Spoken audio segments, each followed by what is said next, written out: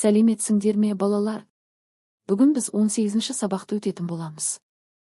Күн туралы не білеміз? Күн аспанда жарқырап тұрған үлкен жұлдыз.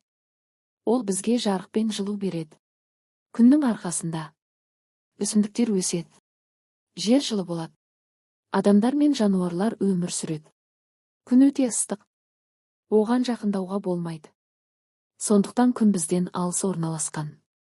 Жер күнді айналып қозғалады. Күн сәулесі жерге түскенде күндіз болады. Ал күн көрінбесе түн болады. Қызықты мәлімет. Күн сәулесі жерге 8 минутта жетеді. Жердің ғарыштағы орналасуына болжам.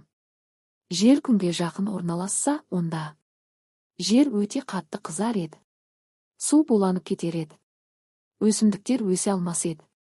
Адамдар мен жануарлар өмір сүре алмас еді. Жер күннен алыс орналасса, онда жер қатты суып кетер еді. Барлық су мұзға айналар еді. Өсімдіктер өспес еді. Тіршілік болмайды. Егер күн сөніп қалса, онда жер қараңғы болар еді.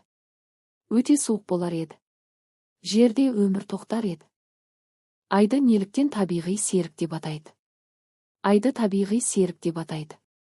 Себебі ол жерді айналып қозғалады. Ай адам қолымен жасалмаған, ол табиғатта өзі пайда болған. Ай күн сияқты жарық пен жылу көзі ме? Жоқ. Ай күн сияқты жарық пен жылу көзі емес. Айдың жарығы бұл күн сәулесінің айға түсіп кері шағылысуы. Сондықтан ай түнде жарық болып көрінеді. Бірақ жылу бермейді. Суретке қара. Аспан денелерінің қозғалысын түсіндір. Күн ортасында орналасқан. Жер күнді айналып қозғалады. Ай жерді айналып қозғалады. Сондықтан күн мен түн алмасады. Айдың пішіні өзгеріп көрінеді. Айдың жер ғаламшар үшін маңызы қандай? Дәлелде. Айдың жер үшін маңызы зор. Ай теңіздер мен мұхиттарда толысу мен қайтуға әсер етеді. Түнде жерді жарықтандырады. Жердің қозғалысына әсер етеді. Қорытынды. Ай болмаса, жердегі табиғи құбылыстар өзгерер еді. Бақылау тәжірибесі бойынша жоспар. Тапсырма. Күн мен айдың бізге бірдей көріну себебін тәжірибе арқылы түсінеміз. Тәжірибе қадамдары. Қолына доп ұстап тұрған бастаушы сенен бір адым қашықтықта тұрсын.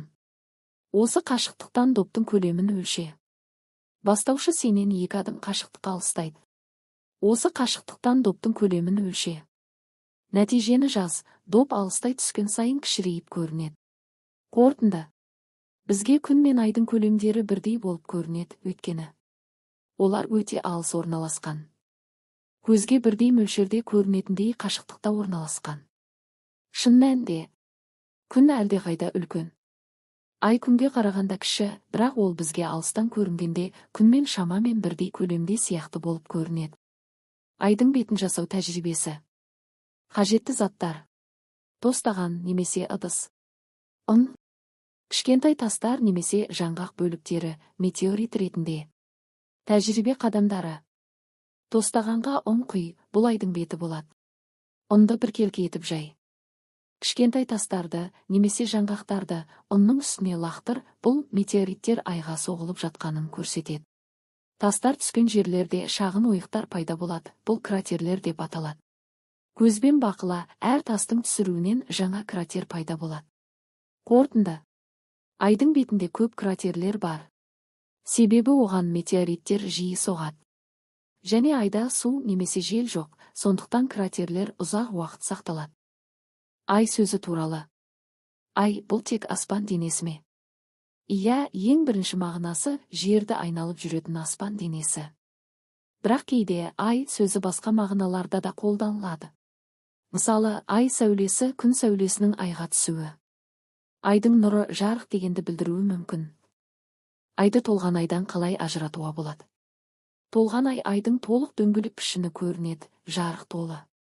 Жартылай ай немесе кемілген ай тек бір бөлігі көрінеді, қалған бөлігі қараңғы. Жаңа ай көрінбейді, қараңғы болып тұрады. Қорытынды. Ай сөзі тек аспан денесін ғана білдірмейді, кейде жарық пен ай нұрында сипаттайды. Толған ай мен басқа кезеңдерін айдың көрінетін пішініне қарап ажыратуға болады. Ғаламшарымыз үшін күн қаншалықты маңызды? Күн біздің жер ғаламшарымыз үшін өте маңызды. Жерді жылытады, болмаса тіршілік болмайды. Өсімдіктерге жарық береді.